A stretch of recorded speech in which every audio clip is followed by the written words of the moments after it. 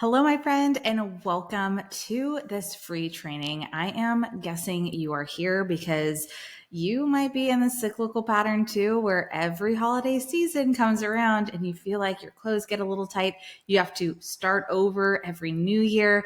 And my goal for this training is that this year you don't have to. So I'm excited to dive into the 5 steps to combat holiday weight gain.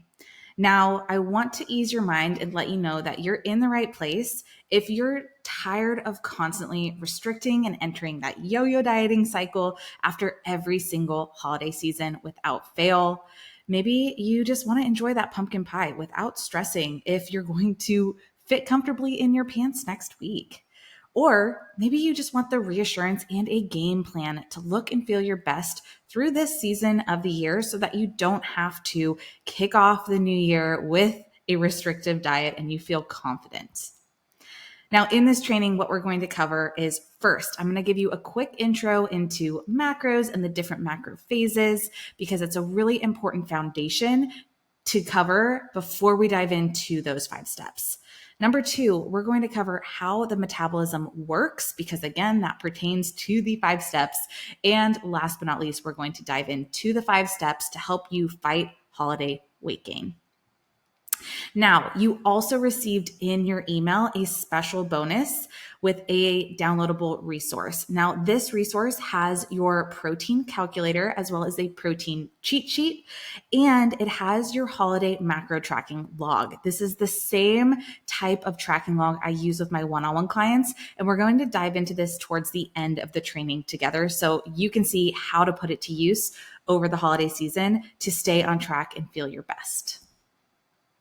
Now, before we dive in, I'm going to introduce myself in case you don't know who I am. I am Danny. I am a certified nutritionist and macros coach, nutrition educator, and the founder of Minded My Macros. And I have had the pleasure of working with over 1,000 women through my coaching programs, courses, and custom plans, helping them completely transform their bodies using a science-based, macro-focused process. And this process can work for everybody. And we're going to dive into that. But I also have had my own personal journey to get to this point. Now, this is me in 2018. I had tried every diet in the book for years and years and years. I was a chronic yo-yo dieter. I went Whole30, but I could never get through the full 30 days. It was too restrictive for me. Dairy-free, gluten-free, low carb, and extreme low calorie because I thought that was what you did to lose weight and keep it off. Plus, on top of that, I was doing hours of cardio with HIIT type workouts followed by long runs and spin classes, really anything that I could do to burn all of the calories on my Apple Watch every single day. I was working out 7 days a week and sometimes twice a day. And then I also struggled with this all or nothing black and white thinking mindset around food. And I would try to be quote unquote so good throughout the week, but then the weekends would come around and I'd completely fall off. And so it was this constant battle and pattern where I was starting over each and every week. Plus, on top of that, I was feeling so bloated. I had low energy. I was dealing with chronic digestive issues, and it was so defeating, feeling like I was putting in all of this work, sweat, tears, energy, and really getting nowhere. But then I discovered macros, and that's really when everything changed for me. I noticed not only a physical and aesthetic difference, but an internal difference as well. I felt so confident. I had so much energy that I just thought I wouldn't ever have. And I felt so strong and toned, and the bloating and the digestive issues that I was experiencing disappeared. I felt so great. And that is when I realized that I didn't have to eliminate certain foods to see results. I didn't have to eat a low calorie diet to lose weight and to keep it off. And I didn't need to live in a constant dieting mindset 24/7 to achieve the body that I wanted. Now today, I go out to eat, I go on vacation, I know how to balance it all and live a very well-lived, balanced life without worrying about gaining weight, if what I'm eating is going to cause any issues. And it feels so dang good. And that is exactly why I have made it my life mission to help and scream it from the rooftops to as many women as I can. And the amazing thing about macros is that it's a science-based approach that can absolutely work for everybody, no matter what your age is, where your starting point is, the amount of time you have, or maybe you don't have, and what your lifestyle looks like. That's how I've been able to help so many women inside my practice experience complete body transformation, but in a very sustainable and enjoyable way. And yes, when we're talking about body transformation, we're not talking about body transformation that lasts for a week or month. This is lifelong body transformation. So let's dive into the presentation. First, I want to cover what macronutrients are, the different phases, and your metabolism, because understanding this is really setting the groundwork for everything we're going to cover at the end. So first, what are macronutrients? All calories are made up of macronutrients and micronutrients. As you can see in this graph on the right, you have calories at the top. We all know what calories are, but calories are made up of those macronutrients that we're really going to focus on in the next slide. And then those macronutrients are made up of micronutrients. So those are things like your vitamins and minerals. And all of these are the building blocks of our foods. So the three macronutrients break down to proteins, carbohydrates, and fats. And you'll see these on every single nutrition label. Some foods will be one primary macronutrient, while others might be two or all three of them.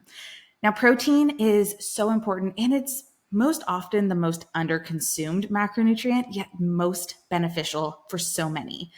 Protein is the building blocks of our muscle development, but it also helps with blood sugar regulation and satiety and that feeling of fullness and energy throughout the day. So it's extremely important. Then you have carbohydrates. Carbohydrates are our body's main source of energy, which allow us to perform both physically and mentally every single day. Love those carbohydrates. Then we have our fats. Now, fats are very important for overall satiety as well, but they really help with hormone regulation too. So all three of these macronutrients play a very critical role in the body, which is why each of us should be eating a specific amount for our body needs based off our own unique metabolism and the goals we have at hand. Then moving on to the phases of macros. You may have heard of these, or these may be completely new to you, but there are 4 phases of the nutrition periodization practice, or the phases of macros, as I call them.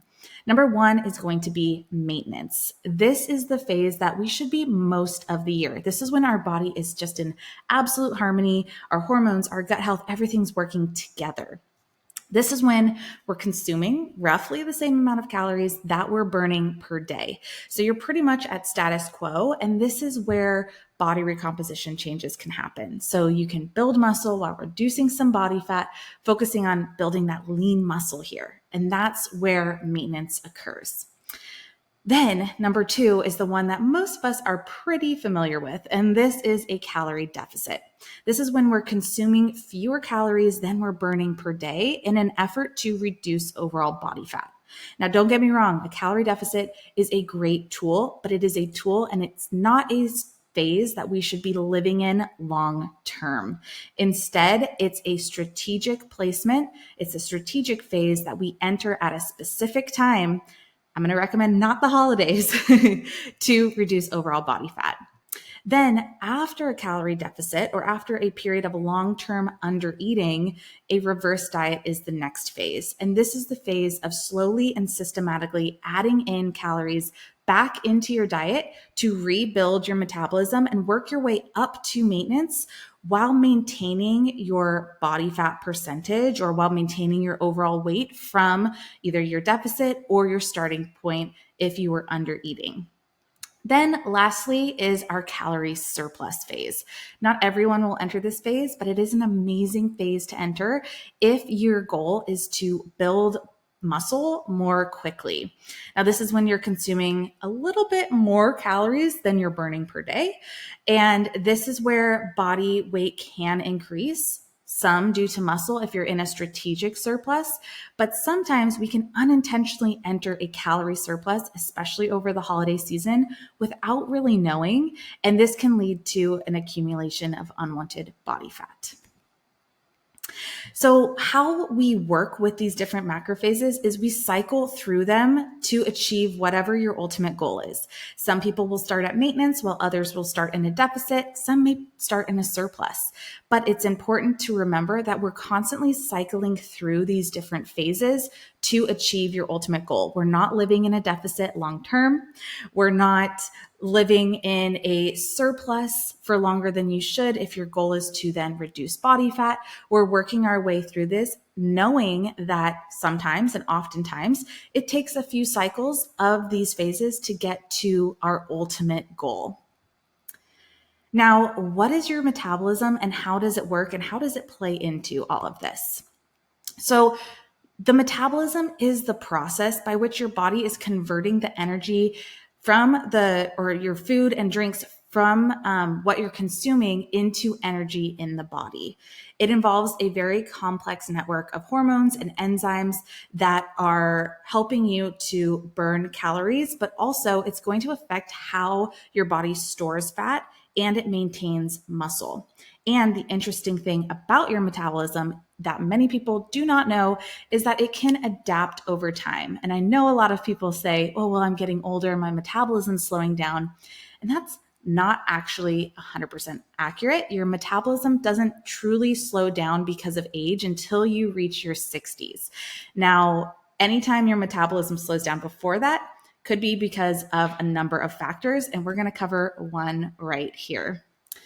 Metabolic adaptation is what I'm talking about. This is when your metabolism adapts over time. Now, one way it can adapt is if you're eating a low-calorie diet for an extended period of time. Again, this is why I say a calorie deficit should be planned, it should be strategic, and it should be for a very finite period of time before then entering that reverse diet and working back up to maintenance. So as you can see in this graph, we have the orange line for calories.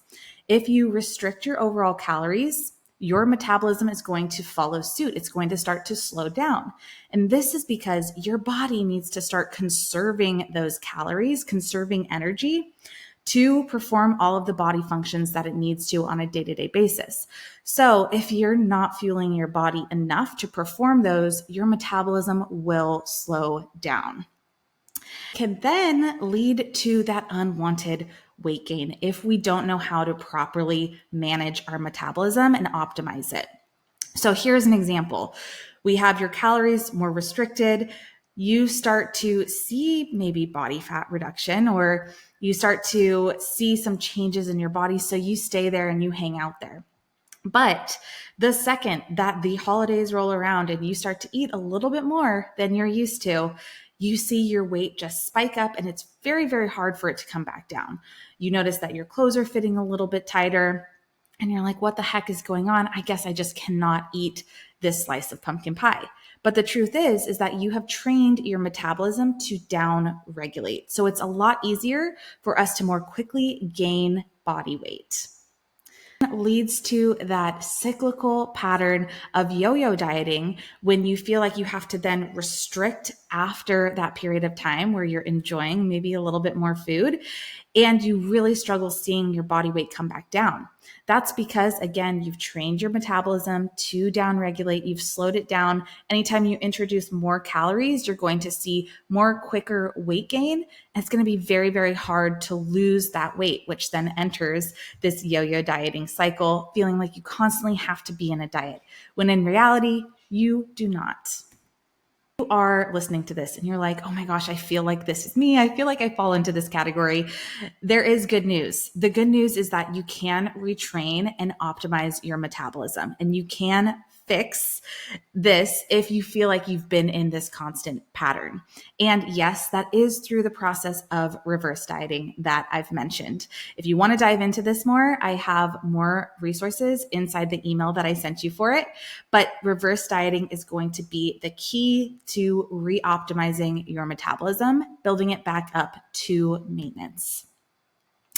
Now, this leads us into those 5 steps to combat holiday weight gain. The first step is really building off of what we were talking about in terms of making sure you understand what phase you're in and what phase you should be in throughout the holidays. Now, when you are entering the holiday season, I don't really recommend that this is the best time to focus on fat loss or entering a calorie deficit or a diet.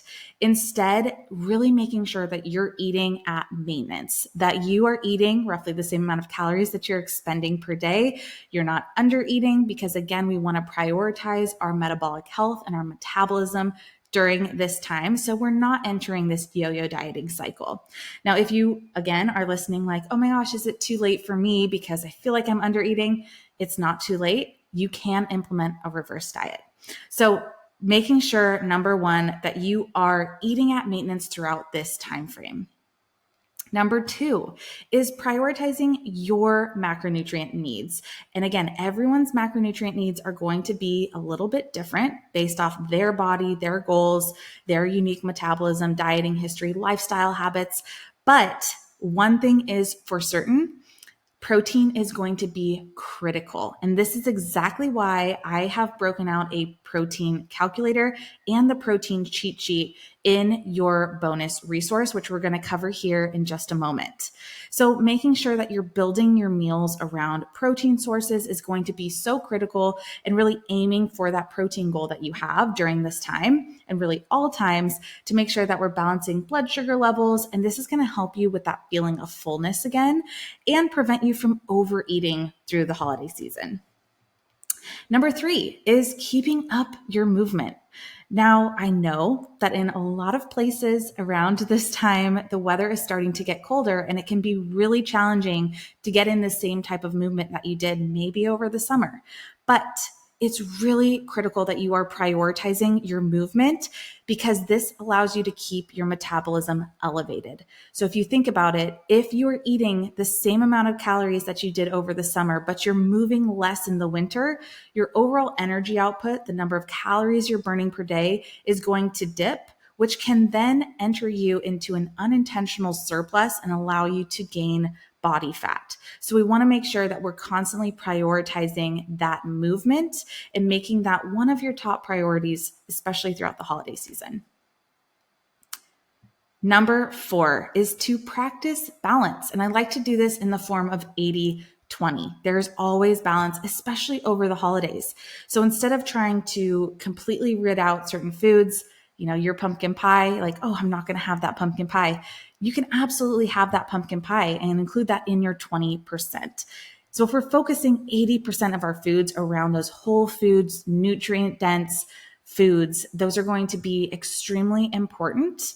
But then you can incorporate that 20% of those fun foods in for balance. And your body is looking at trends over time. So you can have that balance, primarily focusing on those whole foods, loading up your meals with those nutrient dense foods, but then incorporating about 20% of your foods being more of those fun foods. And last but not least, this tip is one of my favorites that not many people think about or realize, but I use with all of my clients, especially over the holidays, is to balance out your week. Again, your body is looking at trends over time. It is not looking at day over day changes in your eating habits. So you can think about your weeks as an average. And this is exactly why in your bonus resource, we have a macro tracking log for the holidays that you can input your data to look at your weeks on an average basis and make those adjustments as necessary.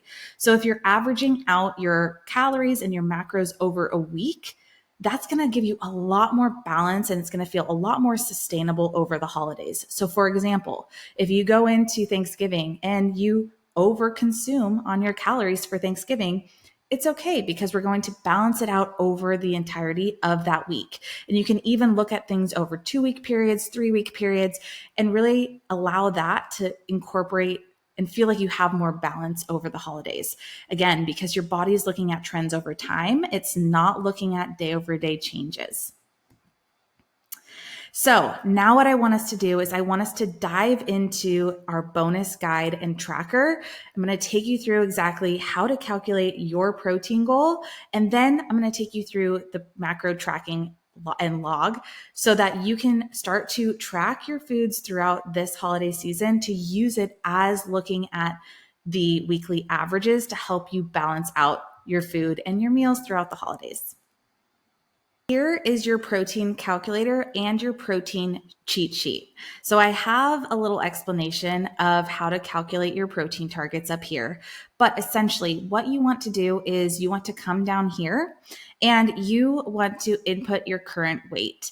Now, input your current weight. However, if you do weigh more than 160 pounds, I recommend capping it at 160 because that is really the highest amount of protein I will recommend for a sustainable dieting approach for most women. So let's say my weight is 150 pounds. I will put that into my current weight. Then you're going to choose your protein rate. Now, what I recommend doing is aiming for anywhere from 0.8 to 1.2 as your protein rate. Now, I like to start with 1 to 1. So I use for every current pound of body weight, you're going to have 1 gram of protein up to that 160 protein gram mark. But if you're somebody who maybe really struggles with protein, you can always start at that 0.8 rate. Or maybe you're somebody who absolutely loves protein, you get in protein no problem. Maybe you skew more to that 1.2 rate. Maybe you're somebody who has a really hard time building muscle. I would skew higher to that 1.1, 1.2 rate. If you're somebody who does not have trouble building muscle, you can opt for anywhere from 0.8 up to that 1 rate for protein. Now, if you are eating a vegetarian or a pescatarian diet, then I would opt for a 0.6 to 0.8 times your body weight ratio. And I have all of that outlined here. So don't worry if that felt a little confusing. You can read that and it's all there. So I'm going to do my 1-to-1 ratio, put that in here. This is telling me I should be eating 150 grams of protein. So that is what I'm going to use as my protein goal and protein target each and every day. Then heading over into your tracking log. I've built this out for you week by week throughout the holiday season to help you, again, really utilize that 5th step in looking at your weeks as a whole. Plus, making sure that you're getting in your daily movement, you're getting in your activity to keep that metabolism optimized from step 3 in our steps. So what you'll do here is you'll come in and you'll input the date from your food tracking app. You'll input your protein, your carbs, and your fat. It will automatically calculate out your calories for you. Now, don't worry if these calories do not match your food tracking app. That is because there is a calorie discrepancy on nutrition labels, which is what is pulling into your food tracking app. So this is actually going to be the accurate calorie count, whereas in your food tracking app, it's pulling from nutrition labels, which the FDA allows companies to round by 10% with the calories on nutrition labels. So this is actually going to be your most accurate way to read calories. However, really focus on your macros. At the end of each week, your macro averages are going to average out down here at the bottom. So you can see, am I getting close to 150 grams on average for the week? Same with your carbohydrates and same with your fats. If you're comfortable, you can use the weight here by putting in your weight. However, do not look at day over day weight changes because our body is constantly fluctuating. I have a full podcast episode that I've linked in your email that dives into 10 reasons why the scale fluctuates that I highly recommend you give a listen to, especially over the holidays. You can then input any cardio that you did, any strength training, yes or no. How many steps did you get that day? Did you have alcohol, which can influence the weight on the scale? Again, it can have nothing to do with body fat, but it can lead to fluid retention, which will be reflective on the scale. And then did you have an untracked meal? Maybe you didn't track dinner or breakfast.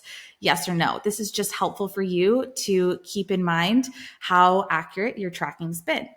So you can utilize this on a week-to-week basis to see how are your macro averages or your calorie averages averaging out. And again, using that fifth step to really help you balance out your week. So for instance, it's Thanksgiving week.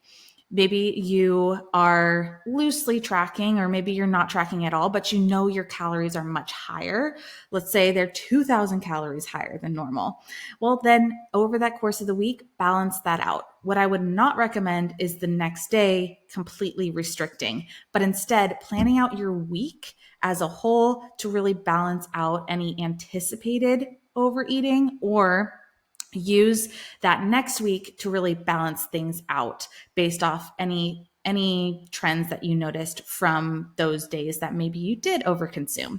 So this is a really great place for you to come in, to log everything, to look at those averages, to add a little bit more balance into your day and the holiday season as a whole. So I hope you find this really helpful and you're able to take advantage of it. Now, before we wrap up this presentation, I want to leave you with 4 final reminders. Number 1 is that weight gain does not always equal fat gain. Not all weight gain is created equal, which again, I've sprinkled in a little bit throughout this presentation, but I have a full Mind in My Wellness podcast episode on this topic that I've linked in your email that I highly recommend that you listen to. I promise you it's going to give you so much peace of mind and a better understanding if you are using the body weight scale, especially throughout this holiday period.